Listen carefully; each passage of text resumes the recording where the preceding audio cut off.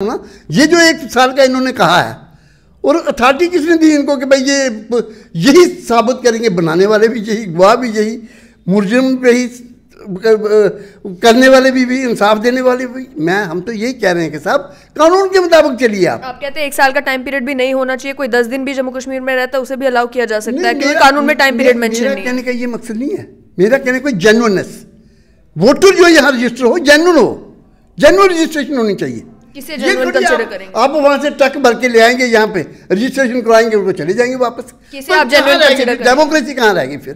कहाँ रहेगी जम्मू कश्मीर का जो आप कह रहे हैं कि हमारी संस्कृति ये है, हमारा डोगरापन ये है, हमारी कश्मीरियत ये है, कहाँ रहेगी आपकी कश्मीरियत और कहाँ रहेगा डोगरापन?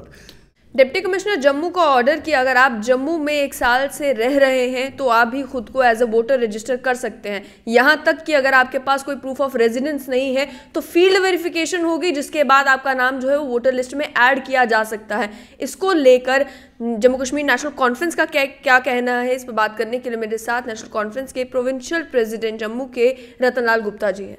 रतन जी, आपसे जानना चाहूंगी कि कैसे देखते हैं इस फैसले को, ये जो ऑर्डर कल आया है जिसके बाद जो है लोग इस बात से परेशान हो गए, अब कोई भी व्यक्ति जो 1 साल से रह रहा है जम्मू में, क्या वो खुद को वोटर एज ए रजिस्टर कर सकता है?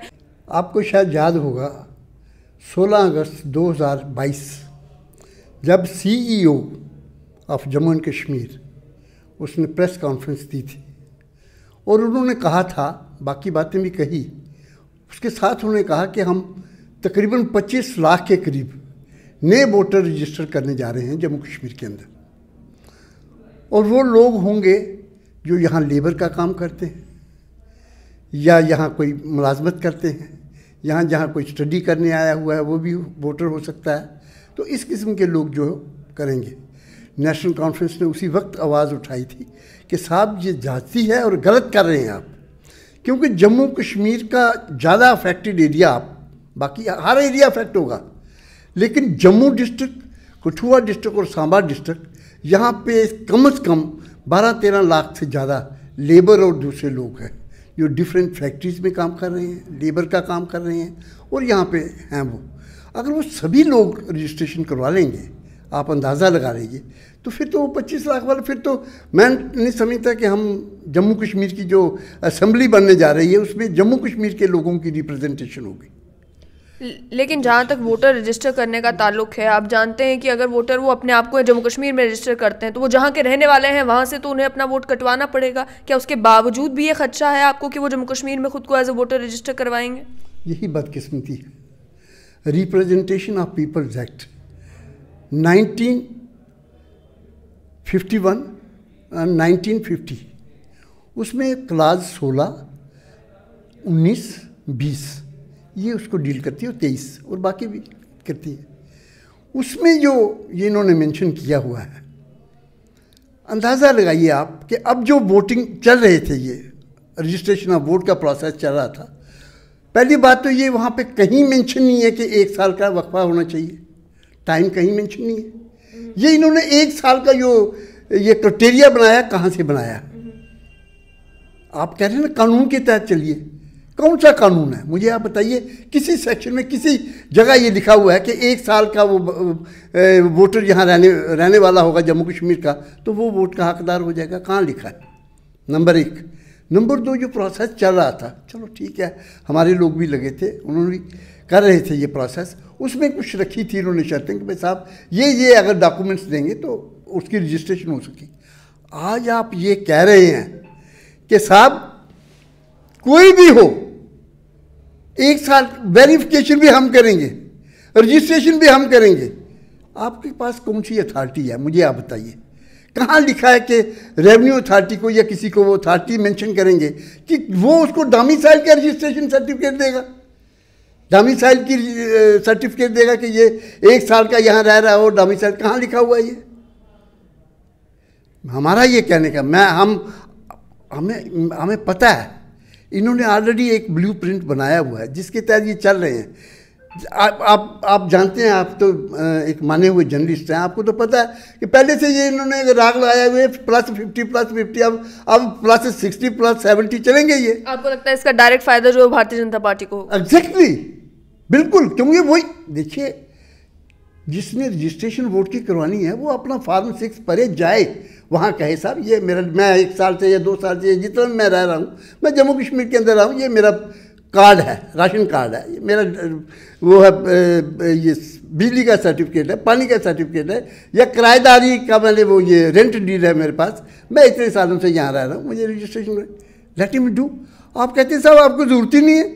कोई पड़ा हुआ अभी पठानकोट से आ रहा है, वो बैठता है वहाँ पे किसी फुटपाथ पे, वो कहेगा जी मैंने रजिस्ट्रेशन करवानी है, वो कहेगा जी हाँ जी करवा, इसमें क्या है। मतलब आपकी एक रेवेन्यू अथॉरिटी के पास क्या मतलब सबूत है कि वो 1 साल से यहाँ रह रहा है, कैसे वो प्रूव करेगा without any documents, without any evidence, कैसे प्रूव करेगा वो। ये वही ब्लूप्रिंट वो कर रहे हैं जो इन्होंने बनाया हुआ है। इन्होंने 25 लाख से ज़्यादा यहाँ नई रजिस्ट्रेशन वोटर्स करने हैं, बोगस रजिस्ट्रेशन करवानी है वोटर्स की यहाँ बराए नाम। ये मैं समझता हूँ कि आने वाली इलेक्शन होगी। हमारी मुद्दवाना गुजारिश है इलेक्शन कमीशन ऑफ इंडिया से कि इस किस्म के हथकंडे जो यहाँ पे अपनाए जा रहे हैं वोटर्स बनाने के लिए, मैं समझता हूँ ये गैर कानूनी है, ये कानून के मुताबिक नहीं है। अब देखिए, आप मैंने जो आपको बताया, मुझे आप एक जगह बता दीजिए कानून में लिखा है कि साहब इतनी पीरियड यहाँ होना चाहिए कि इतने पीरियड से यहाँ रह रहे हैं। रतनलाल जी, इससे जम्मू के जो आम निवासी हैं उनके ऊपर क्या असर पड़ेगा अगर इलेक्शन में इसी तरीके से जो है ये सभी वोटर्स ऐड होते हैं? तो देखिए, अगर सभी वोटर यहाँ हो जाए, डेमोक्रेसी नाम की चीज़ रहेगी नहीं। आप डेमोक्रेसी का पूरे वर्ल्ड में जो ढिंढोरा पीट रहे हैं कि हिंदुस्तान के अंदर एक बहुत ज़बरदस्त डेमोक्रेसी है, क्या डेमोक्रेसी है? जो यहाँ के रहने वाले हैं उनकी रिप्रेजेंटेशन असेंबलीज में नहीं होगी तो कहाँ आपकी रह गई ये डेमोक्रेसी? लेकिन इसी तरीके का कानून तो जो राजस्थान में भी है, बिहार में भी है, वहाँ पे भी अगर आप जम्मू कश्मीर से जाते हैं तो आप खुद को एज ए वोटर रजिस्टर कर सकते हैं। वहाँ तो टाइम पीरियड की भी कोई बाध्यता नहीं है। नहीं, ये मैं वही तो कह रहा हूँ ना, ये जो 1 साल का इन्होंने कहा है, और अथॉरिटी किसने दी इनको कि भाई ये यही साबित करेंगे, बनाने वाले भी यही, गवाह भी यही, मुलजिम भी यही, करने वाले भी इंसाफ देने वाले भी। हम तो यही कह रहे हैं कि साहब कानून के मुताबिक चलिए। आप कहते हैं 1 साल का टाइम पीरियड भी नहीं होना चाहिए, कोई 10 दिन भी जम्मू कश्मीर में रहता है उसे भी अलाउ किया जा सकता है, क्योंकि कानून में टाइम पीरियड मेंशन नहीं है। कहने का ये मकसद नहीं है, मेरा कहने का जेन्युइननेस, वोटर जो यहाँ रजिस्टर हो जेन्युइन रजिस्ट्रेशन होनी चाहिए। किसे जेन्युइन कंसीडर करेंगे? आप वहाँ से ट्रक भर के ले आएंगे, यहाँ पे रजिस्ट्रेशन करवाएंगे, उनको चले जाएंगे वापस। किसे आप जेन्युइन कंसीडर करेंगे? डेमोक्रेसी कहाँ रहेगी फिर? कहाँ रह गया जम्मू कश्मीर का जो आप कह रहे हैं कि हमारी संस्कृति ये है, हमारा डोगरापन ये है, हमारी कश्मीरियत ये है? कहाँ रहेगी आपकी कश्मीरियत और कहाँ रहेगा डोगरापन? देखिए, डेमोक्रेसी का मतलब क्या है? डेमोक्रेसी का मतलब यहाँ के रहने वाले जो लोग हैं उनकी रिप्रेजेंटेशन असेंबलीज में हो, कानून बनते हैं वहाँ पे, उनकी तकरीरें जो है, तकदीर जो होती है वो असेंबलियों में लिखी जाती है कि साहब आपके लिए ये है, आपके लिए ये है, ये कानून बन रहा है। आप कानून फिर बनाने वाले अगर वो लोग होंगे जो जम्मू कश्मीर को जानते ही नहीं है, जो जम्मू कश्मीर के लोगों की सेंटिमेंट्स नहीं जानते होंगे, जम्मू कश्मीर के लोगों की रिप्रेजेंटेशन नहीं होगी, तो फिर कानून बनाएं तो फिर चलता रहे जो जैसे चल रहे थे, जो मर्जी करें आप, चाहे डेमोक्रेसी कहें, चाहे डेमोक्रेसी कहें, जो मर्जी कहें आप, इसको आप नाम दे सकते हैं।